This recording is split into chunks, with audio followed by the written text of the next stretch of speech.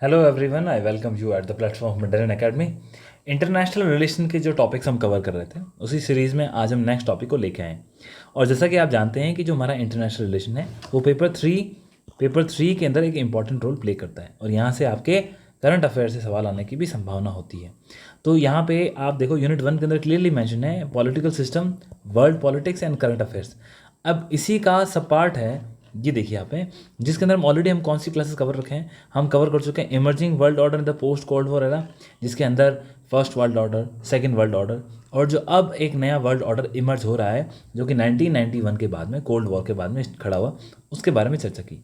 फिर इसके साथ हमने यूएसए की हेजेमनी देखी और किस प्रकार से इसकी हेजेमनी को अभी रेजिस्टेंस मिल रहा है, विरोध मिल रहा है, गतिरोध मिल रहा है। और इस गतिरोध में आप जानते हैं कि चाइना एक इंपॉर्टेंट फैक्टर है। इसके अलावा रशिया है, वो भी अपनी खोई हुई ताकत को उठाना चाहता है। इसके बाद हमने यूनाइटेड नेशन का देखा। यूनाइटेड नेशन जो कि सेकेंड वर्ल्ड वॉर के बाद में लीग ऑफ नेशन जिस प्रकार से फेल हो गई थी, उसके बाद इसका जो गठन किया गया हमने उसका देखा और इसकी रीजनल संस्थाएं भी देखी और इसके जो महत्वपूर्ण अंग हैं उनके बारे में चर्चा की।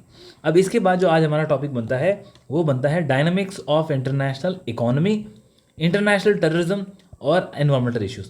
परंतु ये तीनों ही टॉपिक हम क्या करेंगे, इन तीनों टॉपिक को कब लेके आएंगे, इन तीनों टॉपिक को हम करंट अफेयर के साथ, जो कि जियो पॉलिटिकल एंड स्ट्रेटेजिक इश्यूज़ है, जो एशिया के हमारे 6 पार्ट्स हैं उन सब के अंदर उसका इम्पैक्ट क्या इंडिया, ये।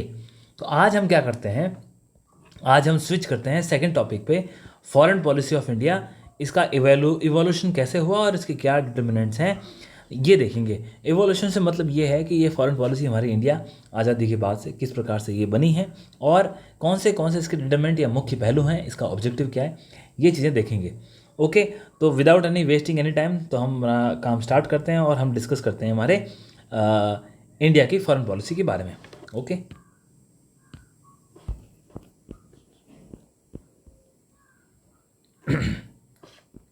तो ये जो हमने पहले क्लासेस अटेंड करी और जो हमारा डिस्कशन था उसके हमने कई बार इसका मल्टीपल रिवीजन भी किया है। तो मल्टीपल रिवीजन करने से चीज़ें काफ़ी आसान हो जाती है।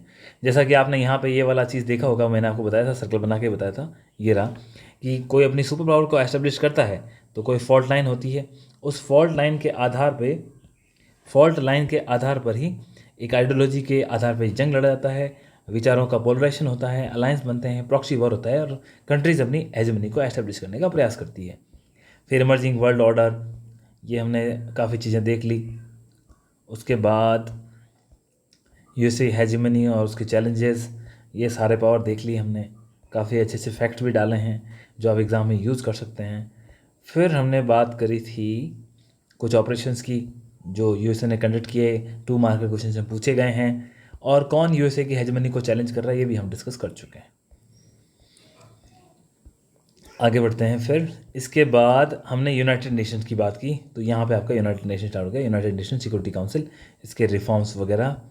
और ये तो आईएमसी कॉरिडोर हो गया, क्वेश्चंस की प्रैक्टिस दी थी आपको। और यूनाइटेड नेशन की रीजनल ऑर्गेनाइजेशन, यूएन का स्ट्रक्चर क्या है, जनरल असेंबली, सिक्योरिटी काउंसिल। उसके बाद आपका इकोनॉमिक एंड सोशल काउंसिल, इकोसॉक, ट्रस्टीशिप की काउंसिल है। फिर आपका इंटरनेशनल कोर्ट ऑफ जस्टिस है, सेक्रेटरीट है और उसके सुधार वगैरह की बात करी, क्या चैलेंजेस हैं, क्यों यूनाइटेड नेशन सिक्योरिटी काउंसिल में सुधार होना चाहिए। तो अब हम आगे बढ़ते हैं आज, और जो आज का हमारा इम्पॉर्टेंट टॉपिक है वो है इंडिया की फॉरेन पॉलिसी, यानी कि भारत की विदेश नीति।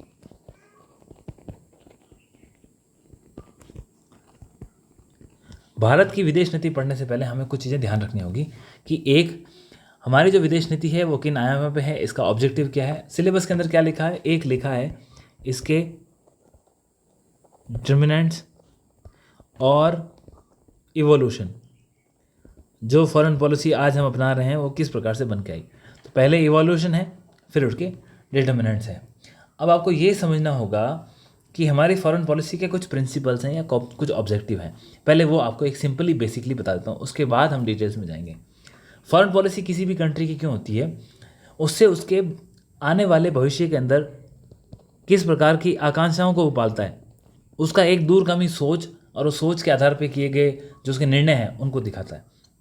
अब जैसे भारत की अगर फॉरेन पॉलिसी के ऑब्जेक्टिव की बात करूं, हमारे उद्देश्यों की बात करें, तो हमारी जो फॉरेन पॉलिसी है वो कुछ उद्देश्यों की बात करें। इसमें सबसे पहला उद्देश्य क्या है, ये मानता है कि हमारी कंट्री की जो नेशनल इंटरेस्ट हैं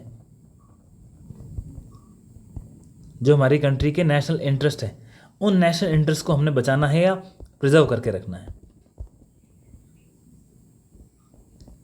तो प्रिजर्वेशन ऑफ नेशनल इंटरेस्ट हमारी कंट्री का सबसे इम्पॉर्टेंट ऑब्जेक्टिव है। फिर हम एज ए भारत जो कि वसुधैव कुटुंबकम की परिपालना पे चलता है, वो सिर्फ नेशनल इंटरेस्ट की बात नहीं करता, बल्कि हम तो ये मानते हैं कि पूरी दुनिया के अंदर एक शांति स्थापित होनी चाहिए। तो हम किसकी? वर्ल्ड पीस की कामना भी करते हैं, उसके लिए काम भी करते हैं।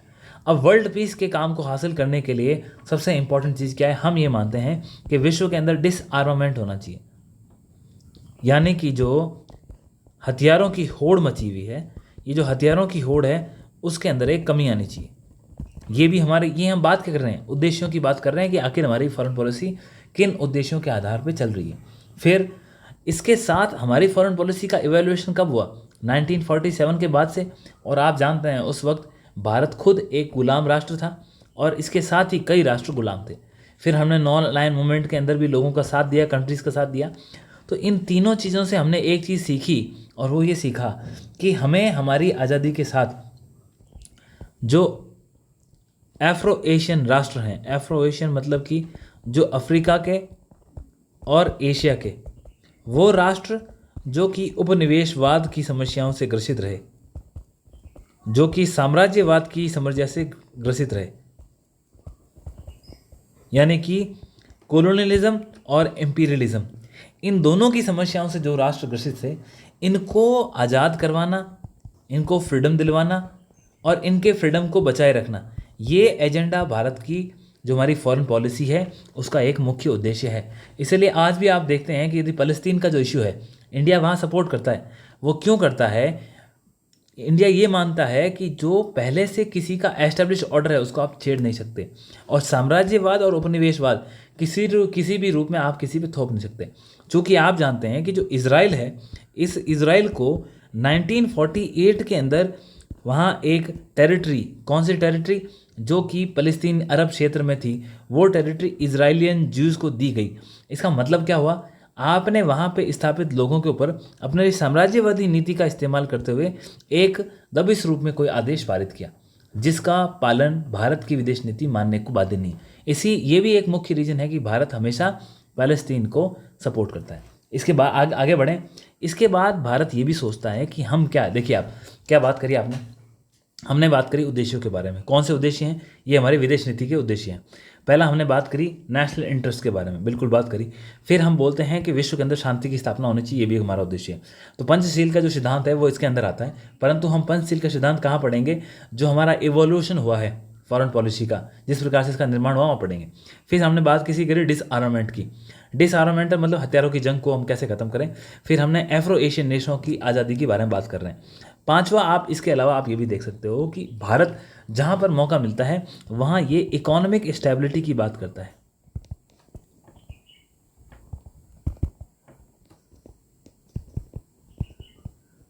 आर्थिक स्थायित्व, यानी कि जो आर्थिक रूप से एक विश्व की संरचना के अंदर एक स्थिरता होनी चाहिए, एक उसके अंदर स्टेबिलिटी होनी चाहिए, जिससे हम नीतियों का निर्माण कर सके, आसानी से कर सके। और इसके साथ भारत की विदेश नीति का एक मुख्य ऑब्जेक्ट है, वो है एस्टेब्लिशमेंट ऑफ इंटरनेशनल इंस्टीट्यूशंस, यानी कि जो अंतर्राष्ट्रीय संस्थाएं हैं, ये जो अंतर्राष्ट्रीय संस्थाएं हैं, उन अंतर्राष्ट्रीय संस्थाओं का ना सिर्फ उनकी स्थापना बल्कि उनका सही रूप से चलन, ये भारत की विदेश नीति का एक मुख्य ऑब्जेक्टिव है। अब आप कहोगे इंटरनेशनल संस्थाएं कौन सी है? United nation, world bank, international monetary fund, WTO, और जितनी भी संस्थाएं जिनको आप जानते हैं, वो सारी की सारी संस्थाएं एक उनका सही रूप से चलन हो और एक स्टेबिलिटी बनाए रखें, ये भारत की विदेश नीति के मुख्य अंश हैं।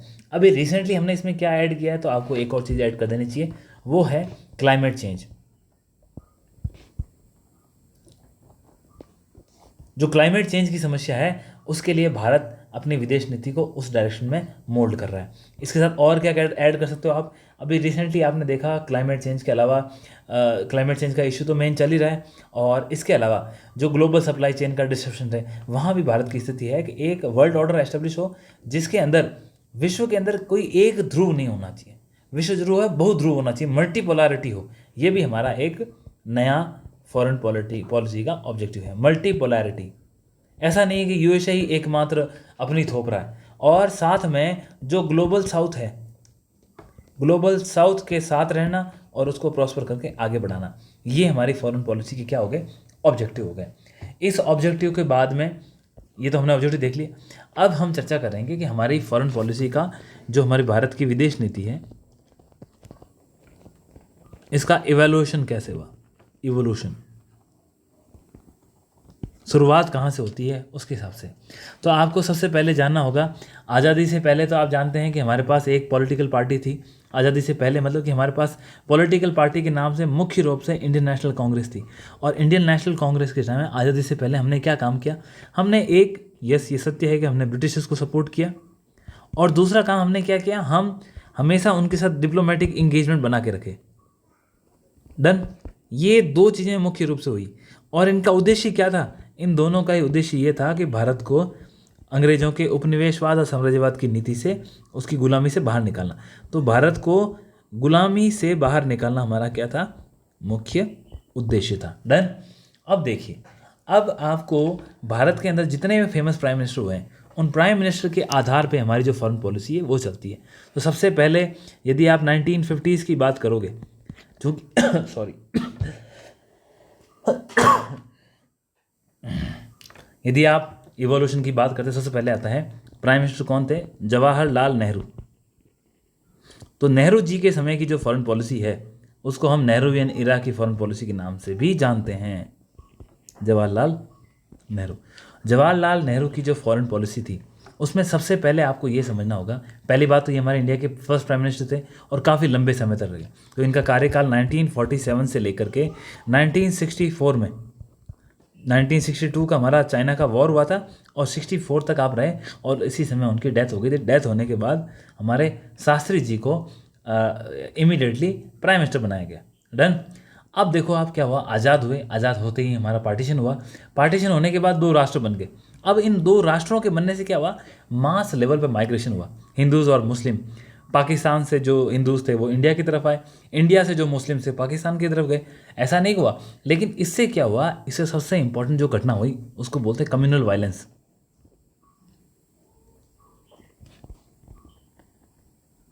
जो सांप्रदायिक तनाव की स्थिति हुई, ये जो सांप्रदायिक तनाव था ना, इसकी हम बात करते हैं। सांप्रदायिक तनाव की जो स्थिति पैदा हुई वो हमारे पार्टीशन के कारण हुई, जो हमारे विभाजन के कारण हुई। अब इस स्थिति के अंदर भारत किस प्रकार के नियम बना सकता है, तो भारत ने उस वक्त किसी प्रकार के धर्म को तो अपनाया नहीं था, और भारत ने क्या कहा कि हम पंचशील का सिद्धांत का पालन करते हैं। और पंचशील का सिद्धांत उस समय क्यों, आप जानते हो कि सेकेंड वर्ल्ड वॉर तो ख़त्म हो चुका था, और जैसे ही सेकेंड वर्ल्ड वॉर ख़त्म हुआ, सेकेंड वर्ल्ड वॉर के ख़त्म होते ही कौन सा वॉर शुरू हो गया, कोल्ड वॉर। और कोल्ड वॉर के अंदर दो पावर आपस में लड़ रही थी, एक तो थी आपकी कैपिटलिस्ट, और दूसरी पावर थी आपकी सोशलिस्ट या साम्यवाद की शक्ति। ये पूंजीवाद वर्सेस साम्यवाद या कैपिटलिस्ट वर्सेस सोशलिस्ट। तो ये दोनों ही शक्तियां आपस में कोल्ड वॉर के अंदर अपनी अपनी आइडियोलॉजी को एस्टेब्लिश करने का प्रयास कर रही थी। आई होप चीज़ें क्लियर हैं आपको। अब आपको ये समझना होगा, ऐसी स्थिति में भारत ने नॉन अलाइन मूवमेंट का रास्ता अपनाया। मतलब कि ना तो हम कैपिटलिस्ट और ना ही हम समाजवाद, इन दोनों में से किसी भी एक की तरफ नहीं जाएंगे। हम हर मुद्दे को अलग से देखेंगे, और उस मुद्दे का मतलब ये होगा कि हम उसकी मेरिट देख के उसके बाद निर्णय लेंगे। इसमें और भी कई देश थे भारत के साथ, इंडोनेशिया था, उसके बाद हमारे अफ्रीका से भी कई कंट्रीज़ थी, परंतु नाम के अंदर भारत की एक इम्पॉर्टेंट भूमिका थी, और भारत ने इसी के दौरान पंचशील का सिद्धांत अपनाया।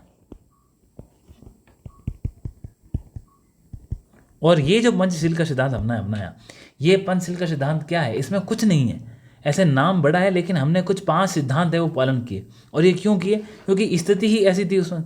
सबसे पहले हमने कहा कि हम एक राष्ट्र दूसरे राष्ट्र की जो सार्वभौमिकता है, जो उसका टेरिटरी है, उसकी इंटीग्रिटी का सम्मान करेगा। तो क्या करेंगे हम, ये एक्चुअली सब आपस में एग्रीमेंट थे, एक तरह से म्यूचुअल एग्रीमेंट कह सकते हो।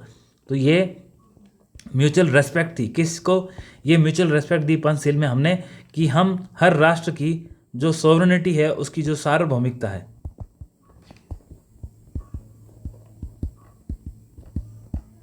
उसकी सार्वभौमिकता को हम उसकी रक्षा करेंगे, और जो उसकी टेरिटोरियल इंटीग्रिटी है,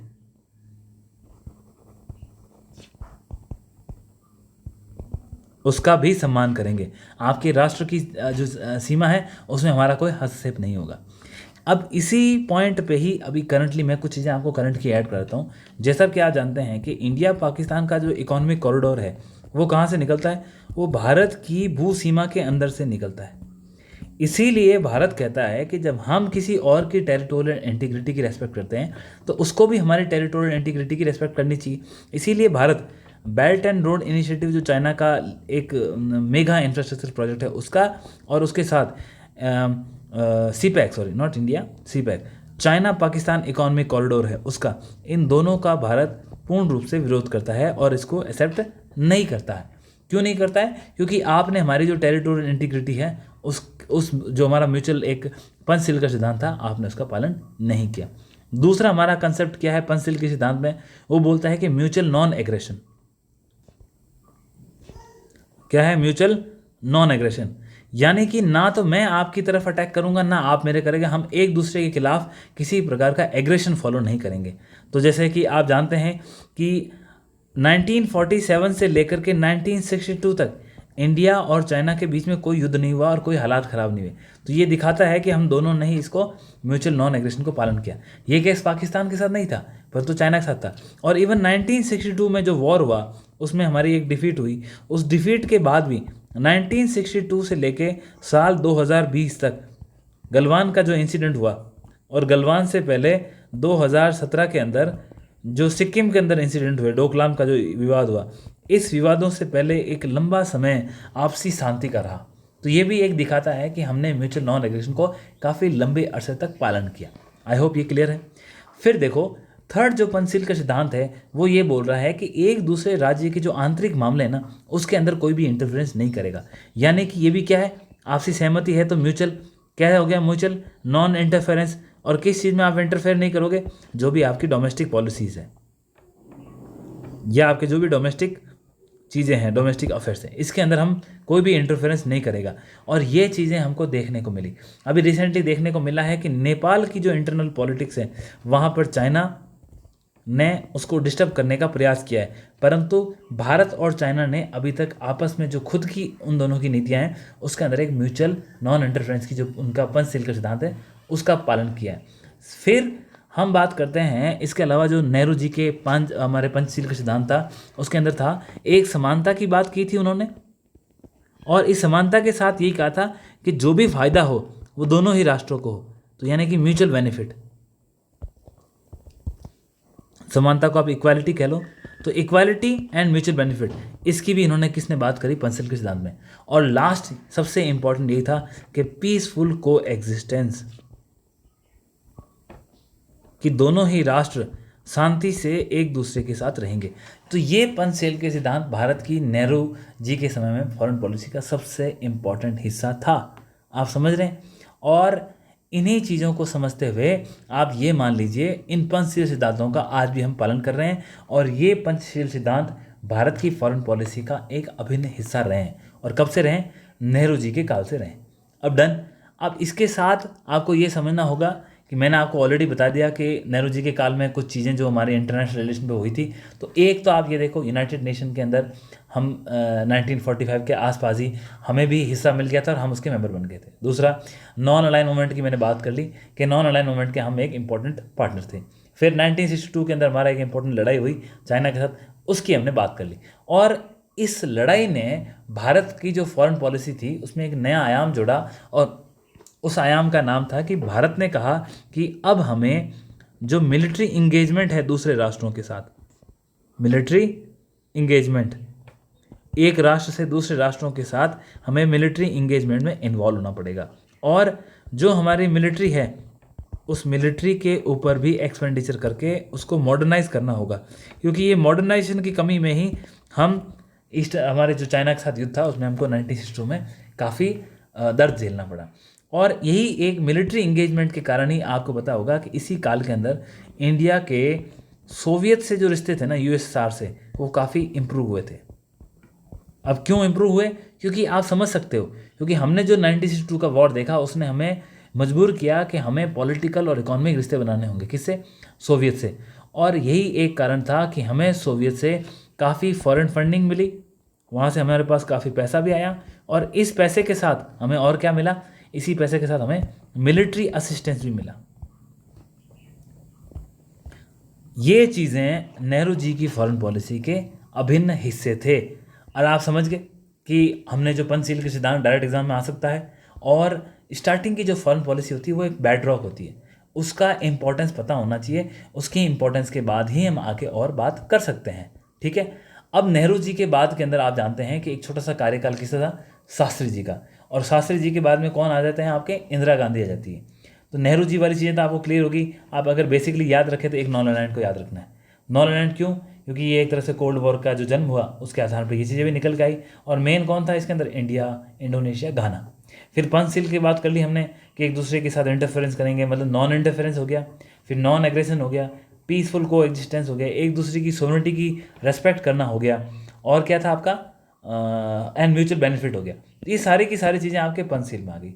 फिर इसी काल में मैंने आपको बताया था कि भारत की जो फॉरेन पॉलिसी उसका एक इंपॉर्टेंट पिलर हमने स्टार्टिंग में डिस्कस किया था, वो था इकोनॉमिक एस्टेब्लिश, ये उपनिवेशवाद और साम्राज्यवाद को ख़त्म करना। तो ये जो उपनिवेशवाद और साम्राज्यवाद को ख़त्म करने का विचार था, नेहरू जी के समय भी हमने इसी पॉलिसी पर बनाया कि हमने जो जो एंटी कॉलोनियल मूवमेंट जितने भी थे कहीं भी किसी भी विश्व के किसी भी हिस्से में हुए, तो हमने उसको सपोर्ट किया। ओके। और इसके साथ जितनी भी तीसरे ध्रुव राष्ट्र है ना, मतलब कि थर्ड वर्ल्ड कंट्री जिनको कहता है, ग्लोबल साउथ कहता है, जो नाम के पार्ट से है G77 के, उन सबको इकट्ठा किया। ठीक है। और जैसा कि हमारी फॉरेन पॉलिसी का हिस्सा है डिसआर्मामेंट, तो हमने विश्व के अंदर हथियारों की होड़ को रोकने के लिए हमेशा से ही प्रयास किया है।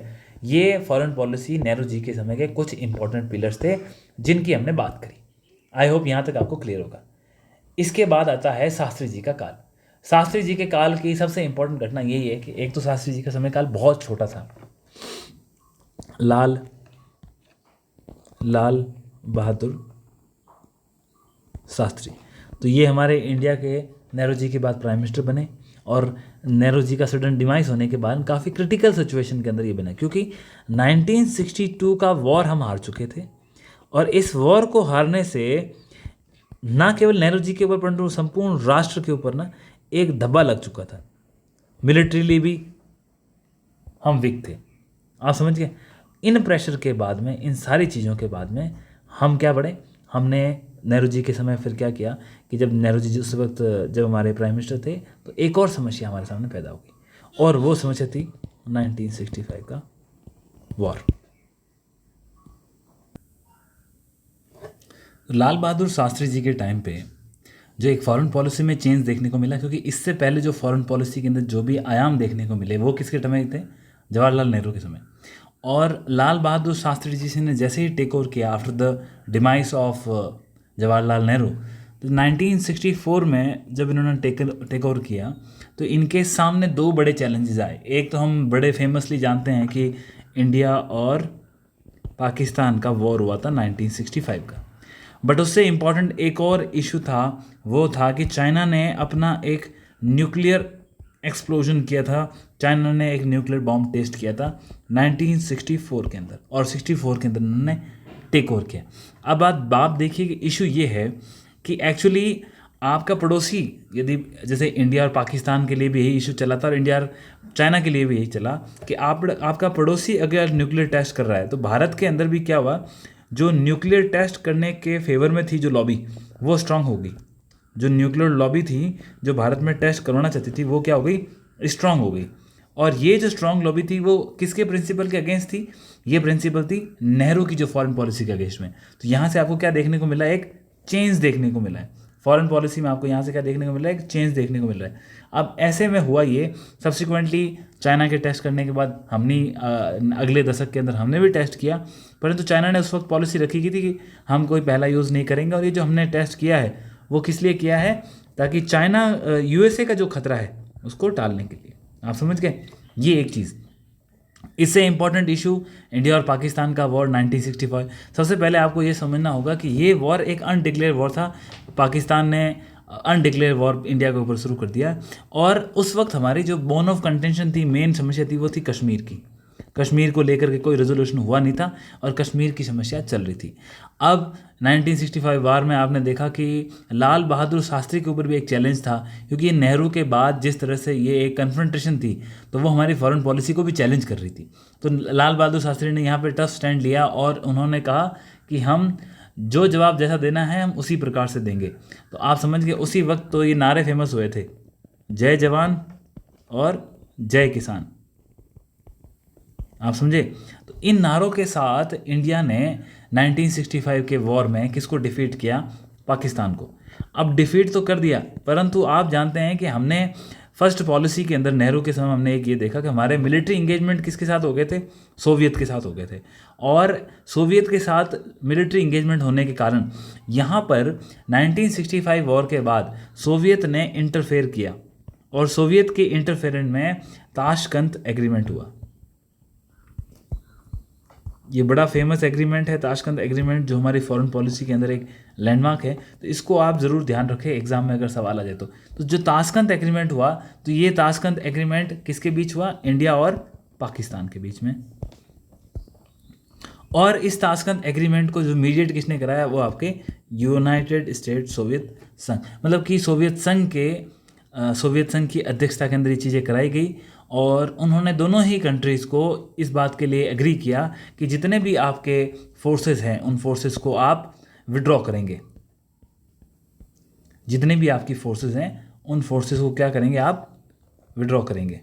तो आप जानते हैं कि वेस्टर्न फ्रंट पर ये जो पाकिस्तान की तरफ से जितना भी इंट्रोडक्शन हुआ था, और चूँकि हमारी कुछ फोर्सेस तो लाहौर तक गई थी, तो इन फोर्सेस का जो एग्रेशन था, इस एग्रेशन को ताशकंद एग्रीमेंट के अंदर सॉल्व कर दिया गया।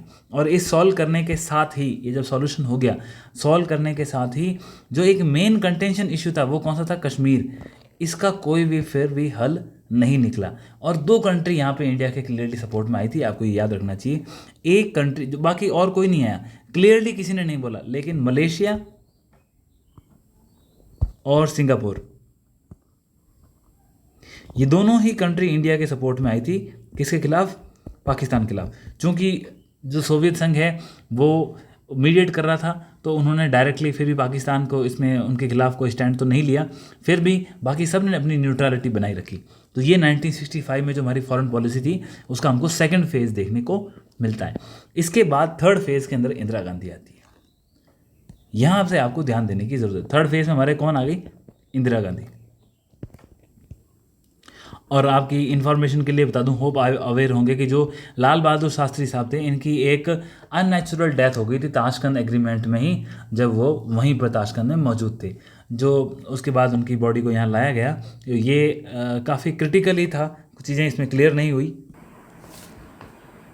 तो इंदिरा गांधी के समय की, अगर उस समय की हम फॉरेन पॉलिसी की बात करें, तो आपको ये समझना होगा कि इंदिरा गांधी जी ने जो फॉरेन पॉलिसी अपनाई थी, वो एक तरह से मतलब एक हम ये कह सकते हैं वो रियलिस्टिक थी। समझे आप? रियलिस्टिक फॉरेन पॉलिसी थी। रियलिस्टिक यानी कि क्या होता है ना, कई बार हम किताबों से पढ़ते हैं, जानकारी लेते हैं, आइडियल बातें करते हैं, ठीक है। जैसे हमने नॉन अलाइनमेंट की बात कर ली, लेकिन 1954 हमने नॉन अलाइनमेंट की बात करी, और हुआ क्या? 1962 में इंडो चाइना वॉर हो गया। आप समझ रहे हैं? तो क्या है कि इसको हम आइडियलिस्टिक बोल सकते हैं, जबकि इंदिरा गांधी ने रियलिस्टिक बात की कि वास्तविकता में क्या होना चाहिए, उस प्रकार की पॉलिसी हम अपनाएंगे। हालांकि जो इंदिरा गांधी की पॉलिसी थी वो भी स्टार्टिंग में नॉन अलाइन मूवमेंट के आधार पर ही थी, जो उनके पिताजी ने शुरू की थी, तो उसी के आधार पर चले। लेकिन आपको ये समझना होगा कि इंदिरा गांधी ने बहुत सारी कंट्रीज़ का भ्रमण किया था अपने कार्यकाल के अंदर, ठीक है। और इंदिरा गांधी के समय उनका एक काम ये था कि हमें जो भारत की एक खोई हुई प्रतिष्ठा है ना, उसको पुनः हासिल करना है। जो हमारी एक लॉस्ट ग्लोरी है, भारत की एक एंशिएंट इमेज होती थी, उस इमेज को दोबारा चमकाना। इस कारण से उन्होंने विदेशों में भी काफ़ी भ्रमण किया, और इस कारण से वो विश्व में पॉलिटिकली काफ़ी एक्टिव थी। और यही चीज़ें आपको समझनी होगी कि इस पॉलिटिकली एक्टिव होने के कारण ही हमारी वर्ल्ड के अंदर एक रिकॉग्निशन हो गई थी। और अगर बड़े बड़े इंसिडेंट बात करें उस वक्त की, तो सबसे बड़ी जो 1971 का लिबरेशन ऑफ बांग्लादेश वॉर था।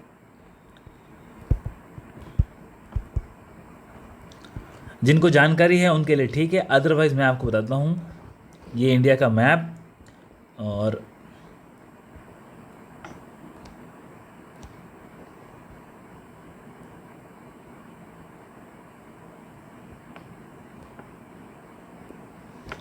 ये एक मोटा मोटी इंडिया का मैप। जब पार्टीशन हुआ था इंडिया और पाकिस्तान का, तो पार्टीशन के अंदर हमने ये देखा कि एक हिस्सा ये वाला वेस्ट पाकिस्तान और दूसरा हिस्सा ये ईस्ट पाकिस्तान, ये दोनों किसको दे दिए गए? पाकिस्तान को। और इंडिया के पास जो बीच वाली टेरिटरी बच गई। अब हुआ क्या कि जब बीच में हमने देखा कि 1947 में, 1965 के अंदर, 1971 में इंडिया के ऊपर हमेशा एक कांस्टेंट प्रेशर रहता था। अब यहाँ से क्या हुआ, इस क्षेत्र से ना, इस क्षेत्र से कांस्टेंट माइग्रेशन हो रही थी इंडिया के अंदर, हमारे वेस्ट बंगाल में, आसाम में, नॉर्थ ईस्ट के अंदर। तो इस माइग्रेशन से क्या है कि यहाँ के जो राज्य थे वो परेशान हो गए नॉर्थ ईस्ट के, और उन्होंने कंप्लेन कहाँ करी? नई दिल्ली को। और नई दिल्ली में गवर्नमेंट किसी की थी? इंदिरा गांधी की। तो इंदिरा गांधी ने कहा कि मैं इन चीज़ों से परेशान हो चुकी हूँ, मुझे इसका सोल्यूशन चाहिए। और सोल्यूशन था क्या? सोल्यूशन था कि ये और ये, इन दोनों हिस्सों को अगर अलग कर दिया जाए, इसको आज़ाद कर दिया जाए। इससे होगा क्या? एक अलग देश होगा, वहाँ के लोगों को हक भी मिल जाएगा। ये सारी चीज़ों को ध्यान में रखते हुए 1971 के अंदर बांग्लादेश, जो कि ईस्ट पाकिस्तान था, उसको लिबरेट करवा दिया गया। किसको लिबरेट करवा लिया गया? ईस्ट पाकिस्तान को। और क्या नाम दिया गया? चूँकि वहाँ पे ज़्यादातर जो लोग थे वो बंगाली बोलने वाले थे, और वहाँ पे अवामी लीग, अवामी पार्टी थी ना, उसने एक सिविल डिसओबीडियंस मूवमेंट भी चलाया था, ठीक है, जो क्रैकडाउन किया गया वहाँ पे सरकार के द्वारा। तो इन सारी चीज़ों को इंक्लूड करते हुए हमने इसको बंगाली स्पीकिंग पीपल के आधार पे बांग्लादेश नाम रखा, ठीक है, आपको समझना होगा। तो ये एक फॉरेन पॉलिसी का बहुत इंपॉर्टेंट मूवमेंट था। हालांकि इसमें हमारी काफ़ी अच्छी प्लानिंग थी, और ये केवल इंडिया की एक कोशिश नहीं थी, बल्कि उस वहाँ के इंटरनल जो हालात थे बांग्लादेश के, उन्होंने ऐसा करने के लिए मजबूर किया। आप समझ गए? क्योंकि जो रिफ्यूजी क्राइसिस हैं, बड़ी गंभीर समस्या होती है। अब ये सब होने के बाद आपको अगर पता हो तो इसके बाद 1971 के बाद एक बहुत बड़ा डिक्लेरेशन हुआ था, जिसको हम क्या कहते हैं? शिमला डिक्लेरेशन। अब कई बार एग्जाम में सवाल ही पूछा गया कि शिमला डिक्लेरेशन किससे संबंधित है और कब हुआ? तो 1972 की तो बात है। 1972 के अंदर शिमला डिक्लेरेशन हुआ था, और इस शिमला डिक्लेरेशन के अंदर आपको समझना हुआ कि सीज फायर हुआ, और इंडिया पाकिस्तान के साथ जो कश्मीर का इशू है उसके ऊपर भी बातचीत करना चाहता था। हालांकि 93,000 प्रिजनर ऑफ वॉर थे इंडिया के पास में, जो हमने ईस्ट पाकिस्तान से, जो पाकिस्तानी सोल्जर्स थे, उनको हमने कैप्चर किया था। और ये एक बहुत बड़ी बात थी, क्योंकि वर्ल्ड वॉर के बाद ऐसे इतिहास में देखा नहीं गया कि इतने भारी लेवल पर किसी आर्मी ने सरेंडर किया हो। आप समझ गए? तो इन सारी चीज़ों को करते हुए कोशिश की गई कि इंडिया की तरफ से कोशिश की कि कश्मीर वाला मसला है वो भी सॉल्व कर ले जाए। अब शिमला एग्रीमेंट, आपको ये भी समझना होगा कि शिमला एग्रीमेंट में क्या क्या चीज़ें निकल गई। सबसे पहली बात तो ये कि इंडिया ने एग्री किया कि ठीक है, जो टेरिटरी हमने आपकी जीत ली है, हम उस टेरिटरी को आपको वापस कर देंगे। तो इंडिया ने बड़ा दिल दिखाया, क्योंकि एक हमारा मेन एम क्या था? हमारा मेन एम था कि बांग्लादेश को आज़ाद कराना, ईस्ट पाकिस्तान को आज़ाद कराना। डन। और उसके बाद पाकिस्तान ने भी एग्री किया कि जो लाइन ऑफ कंट्रोल है, हम उसको इंटरनेशनल बाउंड्री मान लेंगे, हम उसको आगे उसके आगे कुछ भी नहीं करेंगे, ठीक है, और उसको हम अल्टर नहीं करेंगे। तो एक तरह से ये हो गया कि कोशिश की गई कि हम दोनों को सेटल कर दें। उसके बाद तीसरा बड़ा चीज़ था, प्रिजनर ऑफ वॉर का एक्सचेंज किया गया, क्योंकि पाकिस्तान की साइड से बहुत ज़्यादा प्रिजनर ऑफ वॉर थे। ये सारे की सारी चीज़ें, इन चीज़ों ने क्या किया? एक तो इंदिरा गांधी की जो इमेज थी ना, उसको बढ़ा दिया। कहाँ पे? पूरे संपूर्ण विश्व के अंदर। आप समझ गए? ना सिर्फ भारत में बल्कि पूरे विश्व में। तो इससे हुआ कि जो मैं बात कर रहा था ना कि इंदिरा गांधी का फोकस था कि जो हमारी लॉस्ट ग्लोरी है, जो भारत की खोई हुई प्रतिष्ठा को हासिल करने का प्रयास था, तो वहाँ इन्होंने इस लॉस्ट ग्लोरी को हासिल करने में कहीं ना कहीं एक सफलता मतलब कि हासिल कर पाए, ऐसा देख के लगता है, ठीक है। और उसके बाद जो रिफ्यूज़ी कहाँ पे आ गए थे, हमारे नॉर्थ ईस्ट के स्टेट्स के अंदर आ गए थे, उनको वापस कहाँ भेजा गया? बांग्लादेश भेजा गया। तो भारत का जो एक मेन एम था उसको भी हमने वापस हासिल करने में कामयाबी पाई। और आप सोचो ये रिफ्यूजी कितने होंगे, कोई आइडिया है आपको? ये रिफ्यूजी थे करीब करीब 10 मिलियन, और 10 मिलियन यानी कि करीब करीब 100 लाख। तो 1 करोड़ के आसपास लोग माइग्रेंट रिफ्यूजी भारत के अंदर एंटर हुए थे, जिनको धीरे धीरे धीरे वापस भेजा गया। और अब इतनी जब चीज़ें होती ना, कोई भी एक कंट्री क्या होती है कि उस रीजन के अंदर स्ट्रांग हो जाती है। तो जो हमारा साउथ ईस्ट एशिया है, सॉरी, जो हमारा साउथ एशिया है, इस साउथ एशिया के अंदर पावरफुल कौन बन गया? इंडिया बन गया। ये बातें कब की? 1971 में। हम आज़ाद होके ज़्यादा कोई समय भी नहीं हुआ था, आप समझ रहे हैं। इसी के साथ जब इतना बड़ा एग्रीमेंट किया गया, इस एग्रीमेंट के साथ ही इन्होंने इंदिरा गांधी के समय कोशिश की कि हम क्या करते हैं कि जो हमारे रिश्ते हैं किसके साथ? पाकिस्तान के साथ, और जो चाइना के साथ ख़राब हो गए थे कब? 1962 के बाद। इन दोनों के साथ रिश्तों को सुधारने का एक प्रयास किया गया। लेकिन इसके साथ आपको ये भी समझना होगा कि 1964 के अंदर चाइना ने क्या किया था? न्यूक्लियर टेस्ट किया था, और एक न्यूक्लियर पावर कंट्री बन चुका था। तो अब इंडिया के पड़ोस में यदि कोई न्यूक्लियर पावर कंट्री है तो इंडिया के लिए एक चैलेंज है। इसीलिए फाइनली इंडिया ने इंदिरा गांधी के उसके समय तय किया कि हम क्या करेंगे, हम एक न्यूक्लियर एक्सप्लोजन करेंगे। और ये हमने किया 1974 में, और उस टाइम कौन सी गवर्नमेंट थी? इंदिरा गांधी। तो ये हमारी फॉरेन पॉलिसी के अंदर एक नया चैप्टर लिखा गया। आपको यहाँ से चीज़ें फॉलो करनी होगी। और इसी के साथ चाइना की एक पॉलिसी जिसको हम बोलते हैं 5 finger policy, 1 palm and 5 finger. अब ये है क्या? जैसे अगर आप हाथ देखोगे तो हाथ में क्या होता है?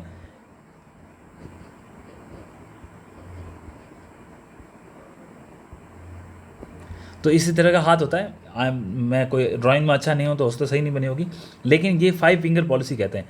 और इसको मैं और अच्छे से बनाऊँ 5 फिंगर को, तो आप ये देखिए, ये पाम हो गई, और इस पाम के अंदर 1 2 3 4, ये 5। तो ये 5 फिंगर पॉलिसी जो थी ना चाइना की, तो चाइना बोलता था कि ये जो 5 फिंगर पॉलिसी है ये तो हो गया उसका तिब्बत, और इस तिब्बत से निकलती हुई फिंगर्स लद्दाख,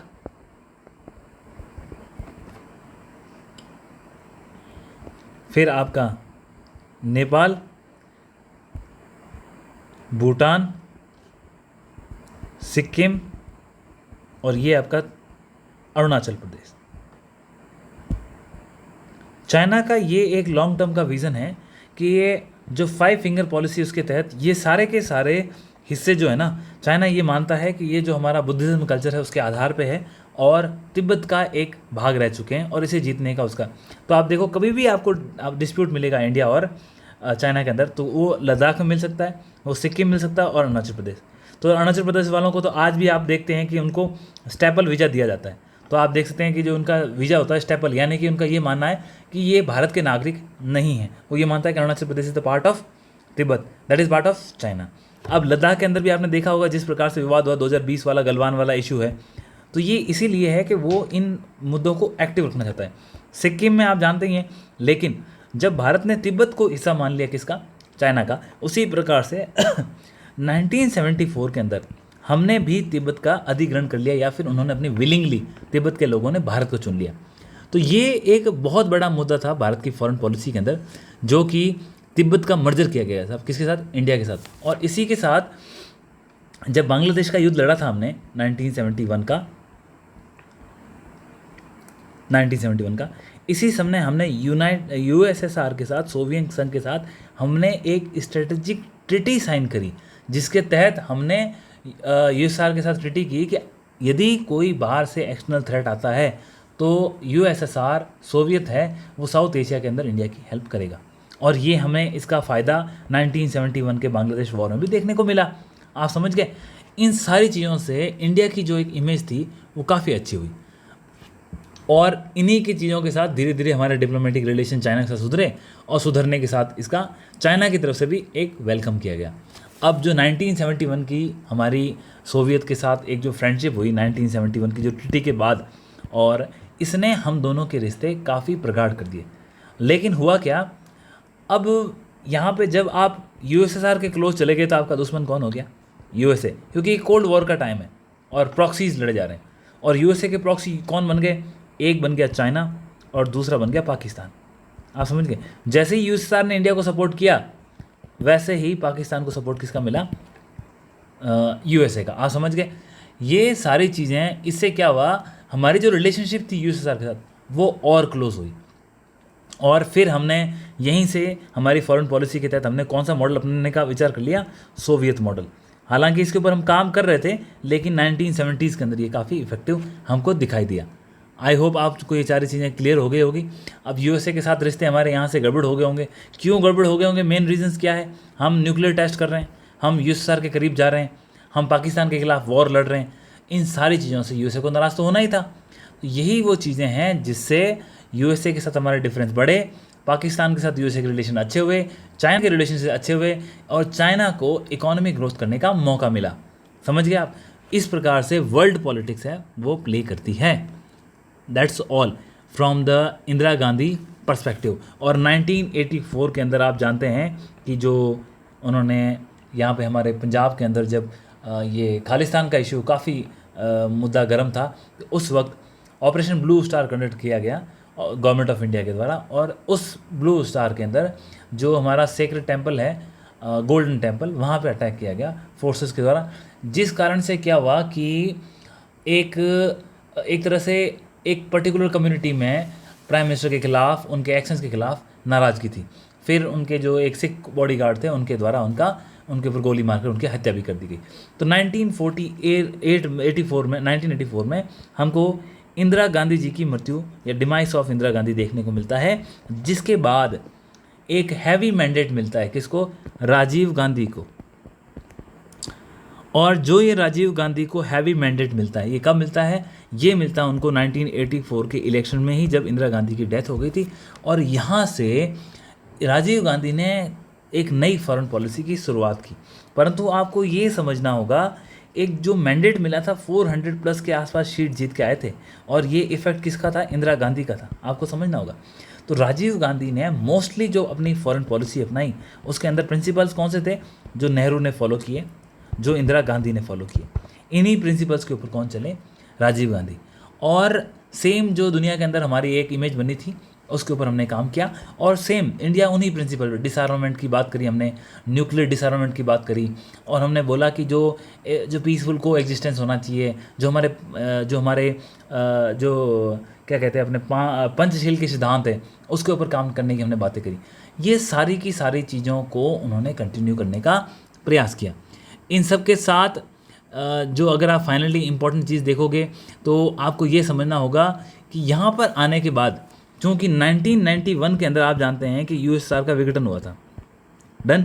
और 1991 के अंदर हमारे पास एक गवर्नमेंट भी चेंज हो गई थी। लेकिन हाँ, यस, राजीव गांधी से एक इंपॉर्टेंट इंसिडेंट आपको याद रखना, वो है श्रीलंका के साथ हमारे रिश्ते।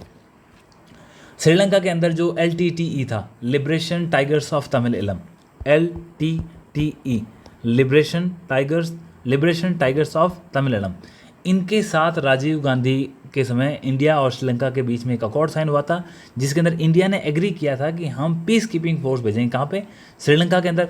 और ये पीस कीपिंग फोर्सेस जो कि भारत के द्वारा भेजी जाएगी, जो कि श्रीलंका के अंदर जा कर के LTTE के खिलाफ लड़ाई लड़ेगी। अब हुआ क्या, साइन तो कर लिया आपने, लेकिन इससे इंडिया इन्वॉल्व हो गया श्रीलंका की इंटरनल पॉलिटिक्स के अंदर। और यहाँ पर उसके बाद जो इंडियन पीस कीपिंग फोर्सेस हैं उनको वहाँ से वापस निकाला गया। और ये सब इंसिडेंट तो जब राजीव गांधी जी के बाद जो हमारे नरसिम्हा राव की गवर्नमेंट बनी थी, PV नरसिम्हा राव, उस वक्त की बातें हैं जब ये हुआ था। आप समझ गए। अब यहाँ तक हमने देख लिया। अब हमने कहाँ तक देख चुका है, एक बार रिकैप करें। जो हम फॉरेन पॉलिसी का एवोल्यूशन कर रहे थे, वो सबसे इंपॉर्टेंट फॉरेन पॉलिसी के इवैल्यूएशन में हमने देखा कि फॉरेन पॉलिसी के ऑब्जेक्टिव्स क्या हैं। तो देखो, ऑब्जेक्टिव्स हमने देखे कि नेशनल इंटरेस्ट इंपॉर्टेंट है, वर्ल्ड पीस इंपॉर्टेंट है, डिसआर्मामेंट मतलब हथियारों की होड़ को ख़त्म करना, एफ्रो एशियन जो देश है उसमें उपनिवेशवाद और साम्राज्यवाद उसको ख़त्म करना। इसके साथ हमने देखा कि आर्थिक जो स्टेबिलिटी है, इकोनॉमिक स्टेबिलिटी, वो ज़रूरी है। और भारत चाहता है कि जो इंटरनेशनल इंस्टीट्यूट्स हैं, अंतर्राष्ट्रीय संस्थाएं हैं, जिसमें आपका UN हो गया, वर्ल्ड बैंक हो गया, IMF है, WTO, इन सभी संस्थाओं की साख बची रहे। ये भारत अपनी जो विदेश नीति है उसके मुख्य चरणों में मानता है। फिर क्लाइमेट चेंज के बारे में हम इसमें बात करते हैं, मल्टीपोलैरिटी के बारे में बात करते हैं कि विश्व एक ध्रुवीय नहीं होना चाहिए, ऐसा नहीं कि सिर्फ एकमात्र शक्ति हो। फिर ग्लोबल साउथ को सपोर्ट करने की इंडिया बात करता है। अब ये तो हो गया हमारे ऑब्जेक्टिव। अब बात करते हैं हमारी विदेश नीति का विकास कैसे हुआ। आज़ादी से पहले हम देखते हैं इंडियन नेशनल कांग्रेस हमारे पास थी, और ये इसने सपोर्ट किया था किसको? इसने ब्रिटिश रूल को सपोर्ट किया था। उसका रीज़न क्या था? कि उनका ये मानना था कहीं ना कहीं हम डिप्लोमेटिक इंगेजमेंट के साथ उनसे बातचीत के माध्यम से आज़ादी के लिए हम एक रास्ता निकालेंगे। फिर आप जानते हैं कि 47 के अंदर जवाहरलाल नेहरू हमारे प्राइम मिनिस्टर बन गए थे। उन्होंने जो फॉरेन पॉलिसी लागू करी, उस फॉरेन पॉलिसी का आपको बैकग्राउंड इंडिया के पार्टीशन से समझना होगा, क्योंकि जब हमारा विभाजन हुआ तो धर्म के आधार पर हुआ था, परंतु हमने धर्म नहीं अपनाया, पाकिस्तान ने अपनाया था, जो कि एक इस्लाम के आधार पर था। भारत ने अपना धर्म ना अपनाते हुए हमने ये माना कि हम एक टॉलरेंस कंट्री हैं, हम सेक्युलर कंट्री। अब सबसे इंपॉर्टेंट चीज़ नॉन अलाइनमेंट, पंचशील के सिद्धांत। तो यहाँ पंचशील के सिद्धांत लिखे हैं कि म्यूचुअल रिस्पेक्ट होनी चाहिए, नॉन एग्रेशन होना चाहिए, नॉन इंटरफेरेंस होना चाहिए एक दूसरे की पॉलिटी के अंदर। फिर इक्वालिटी और म्यूचुअल बेनिफिट की बात करी और पीसफुल को एग्जिस्टेंस की बात करी। इसके साथ हमने ये भी कहा कि यहाँ पे आते आते इंडिया को ये लगा कि हमें सोवियत के साथ हमारा मिलिट्री इंगेजमेंट बढ़ाना होगा और मॉडरेशन करना होगा। ये क्यों हुआ? क्यों 1962 के अंदर हमने वॉर देखी और उस वॉर के अंदर हमको डिफीट मिली, किससे? चाइना से। तो इंडिया का सोवियत से एक रिलेशन बढ़ा, और इसका फ़ायदा ये भी मिला कि हमको वहाँ से फॉरेन एड भी मिली और मिलिट्री के अंदर भी असिस्टेंस मिला। और 1964 के अंदर जो 62 का चाइना वॉर हुआ था, उसके बाद अचानक से हमारे first prime minister Jawaharlal Nehru का डिमाइस हो जाता है, उनकी डेथ हो जाती है, और उसके बाद लाल बहादुर शास्त्री टेक ओवर करते हैं। लेकिन जैसे ही ये टेक ओवर करते हैं, इनके सामने दो बड़ी समस्याएं आती हैं। एक, जैसे भारत तो हार ही चुका था, एक पॉलिटिकल और जो हमारी सिविल ब्यूरोक्रेसी थी उसके अंदर काफ़ी भूचाल मचा हुआ था। इसके बाद 1965 में पाकिस्तान ने सोचा कि जब 62 में ऑलरेडी इंडिया हार रखा है, तो 65 में उन्होंने एक यूनिलैटरली अटैक किया। उन्होंने कोशिश करी कि हम इंडिया से उसकी टेरिटरी छीन लें। हालांकि भारत से युद्ध जीतना इतना आसान कभी पाकिस्तान के लिए रहा भी नहीं और वो कभी कर भी नहीं पाए। तो इंडिया ने वहाँ पे उसको बिल्कुल डिफीट किया। और दूसरा, इन्हीं के कार्यकाल में चाइना ने एक न्यूक्लियर टेस्ट किया। आप समझ गए, चाइना के न्यूक्लियर टेस्ट से भारत की फॉरेन पॉलिसी भी ये फ़र्क पड़ा, क्योंकि भारत के अंदर जो लॉबी ये मानती है कि हमें भी एक न्यूक्लियर पावर बनना चाहिए, वो न्यूक्लियर पावर बनने के लिए वो लॉबी है वो स्ट्रांग हो गई, जो कि हमारे जो फर्स्ट प्राइम मिनिस्टर थे जवाहरलाल नेहरू, उनकी फॉरेन पॉलिसी थोड़ा सा अलग है। और इन्हीं के समय एक नारा बड़ा फेमस हुआ, जय जवान जय किसान, क्योंकि आप वॉर भी देख रहे हो, इन्फ्लेशन, महंगाई देख रहे हो, पैदावार भी नहीं थी, तो दोनों जवान और किसान ये देश को बनाएंगे, ऐसा उनका विचारधारा थी। पाक को हरा दिया हमने, और इसके बाद ताशकंद एग्रीमेंट होता है, जिसके अंदर यूएसएसआर की मध्यस्थता के अंदर भारत और पाकिस्तान म्यूचुअली एग्रीड होते हैं। परंतु इसका सबसे दुखदायी भाग ये था कि इसके अंत में हमें हमारे जो प्राइम मिनिस्टर जो लाल बहादुर शास्त्री जी वहाँ पे ताशकंद एग्रीमेंट में गए थे, उनकी वहाँ पे अननेचुरल डेथ हो जाती है। अब आगे बढ़ते हैं। इस बारे में मैंने ये भी कहा था कि जो ये हमारा ताशकंद एग्रीमेंट हुआ था, इसके बाद दो ही कंट्री थी जिन्होंने इंडिया का ओपनली सपोर्ट किया था। One was Malaysia and other is Singapore. ठीक है, बाकी सब न्यूट्रलिटी को फॉलो कर रहे थे, पाकिस्तान को कुछ कह नहीं रहे थे, कुछ कह रहे थे, परंतु हमें ये समझना होगा इन कंट्रियों ने ओपनली सपोर्ट किया था। इसके बाद एक पावरफुल लेडी आती है, इंदिरा गांधी, अपनी नई फॉरेन पॉलिसी बनाने का प्रयास करती है। हालांकि जो इनकी फॉरेन पॉलिसी थी उसको हम रियलिस्टिक फॉरेन पॉलिसी कहते हैं, क्योंकि इन्होंने प्रैक्टिकल होकर काम करने का प्रयास किया। अब मैं उदाहरण कैसे दूं आपको? उदाहरण आप ऐसे समझिए कि भारत में जब हमारे पास रिफ्यूजी क्राइसिस आए, करीब करीब 1 करोड़ लोग भारत के अंदर बांग्लादेश मतलब ईस्ट पाकिस्तान से वहाँ पे एट्रोसिटीज़ होने लगी, तो लोग हमारे नॉर्थ ईस्ट के अंदर, बंगाल के अंदर, उड़ीसा के अंदर पहुँचे। अब 1 करोड़ लोगों को मैनेज करना वहाँ जो स्टेट गवर्नमेंट थी उनके लिए मुश्किल था। तो सारी कंप्लेन कहाँ पहुँची आपके पास? सारी कंप्लेन पहुँचती है इंदिरा गांधी के पास। और इंदिरा गांधी के पास जब कंप्लेन पहुँचती है तो वो बोलती है कि ओके फाइनली डिसाइड करते हैं, और रियल सॉल्यूशन क्या है? तो बोला रियल सॉल्यूशन है कि इस ईस्ट पाकिस्तान को ख़त्म किया जाए और एक नई गवर्नमेंट वहाँ फॉर्म की जाए, नया देश बनाया जाए। तो इसके ऊपर हमने काम किया 6-7 महीने। इंडियन आर्मी ने बहुत अच्छा काम किया, और उस समय के जो हमारे चीफ ऑफ आर्मी स्टाफ थे SHFJ शैम मोनेक शाह, उनको इसके लिए फील्ड मार्शल की उपाधि मिली।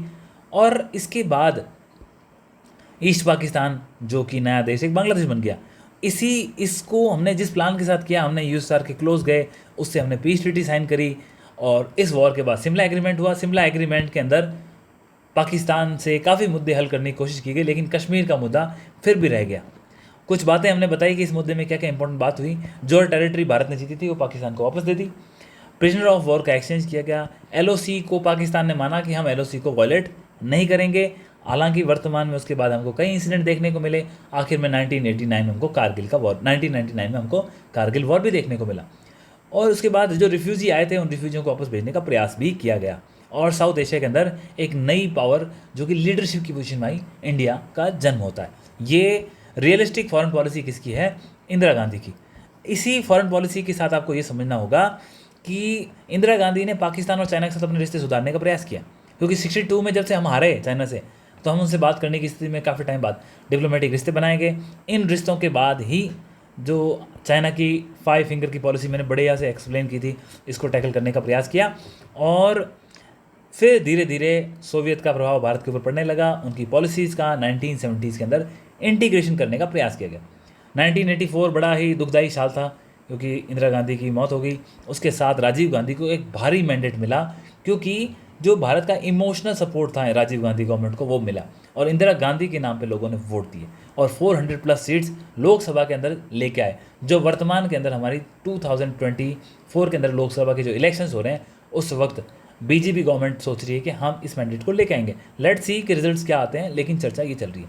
राजीव गांधी गवर्नमेंट का सबसे इंपॉर्टेंट जो फॉरेन पॉलिसी का हिस्सा था, उन्होंने वही पॉलिसीज़ फॉलो करी, लेकिन इंपॉर्टेंट ये था कि जो श्रीलंका के साथ LTTE था, जिसके बारे में हमने बात करी, वहाँ पे उन्होंने एक पीसफुल अकॉर्ड साइन किया श्रीलंका के साथ, और भारत की तरफ से पीस कीपिंग फोर्सेस को भेजा गया LTTE के खिलाफ लड़ने के लिए। आखिर में भारत को धीरे धीरे इनको वापस लेना पड़ा। यहाँ पर 1985 तक या 1990s तक हमारी एक फॉरेन पॉलिसी का एक चरण मैंने यहाँ कंप्लीट किया है। एक क्लास हमको इसके बारे में और लेनी पड़ेगी, that we will take tomorrow. So with this हम आज की क्लास को यहाँ पे एंड करते हैं। क्लास काफ़ी लंबी हो गई, लेकिन काफ़ी इंपॉर्टेंट क्लास है, इसको ज़रूर फॉलो करें। और क्लास इसकी जो सेकंड पार्ट होने के बाद फिर हम फॉरेन पॉलिसी के ऊपर क्वेश्चंस भी लेंगे, और हम देखेंगे पहले क्वेश्चंस कैसे आए हैं और उसके बेस पे आगे क्या आने की संभावना है। So that's it for today. Thank you so much, we will meet again.